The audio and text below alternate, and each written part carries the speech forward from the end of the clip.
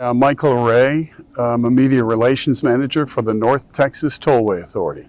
We oversee the Dallas North Tollway, the Sam Rayburn Tollway, the President George Bush Turnpike, the Louisville Lake Bridge, Addison Airport Tunnel, the Mountain Creek Lake Bridge, Chisholm Trail Parkway, 360 Tollway. So we have quite a few roads in the area. Well, we were pioneering in moving to all electronic tolling, which is to say no more throwing coins in the bucket. We've been doing that for more than 12 years now, just kind of leading the nation into using what we call our toll tag, which is very similar to what you see in other types of electronic transactions. It's a tag that is read as you drive the roadway, and the money is deducted from your account, and it can be replenished as you drive the roads. We also use a system for people who don't want to get a toll tag, which we do encourage. We think everybody should have a toll tag. It makes sense. But if you don't have one, we'll take a picture of your license plate. We'll match that to your registration. Hopefully your information with the DMV is current, and then we'll mail you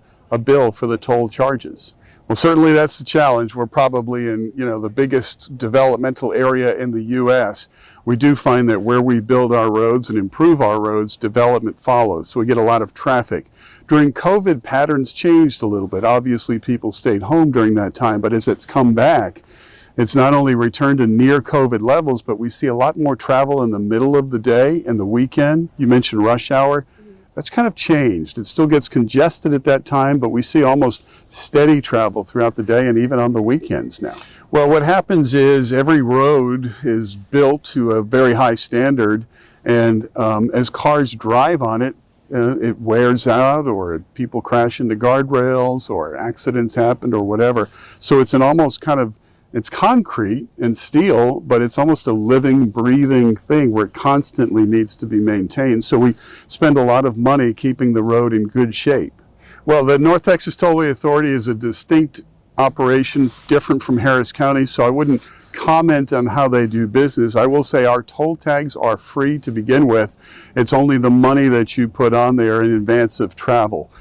So as far as how they run their road in Harris County, it's totally different from us. Our business model is separate, and I can only speak to the North Texas Tollway Authority. Definitely, with the number of people, as you mentioned earlier, moving to this area, we're only seeing increasing traffic, and that's why we've been widening and improving our roadways and also doing extensions of them for the future.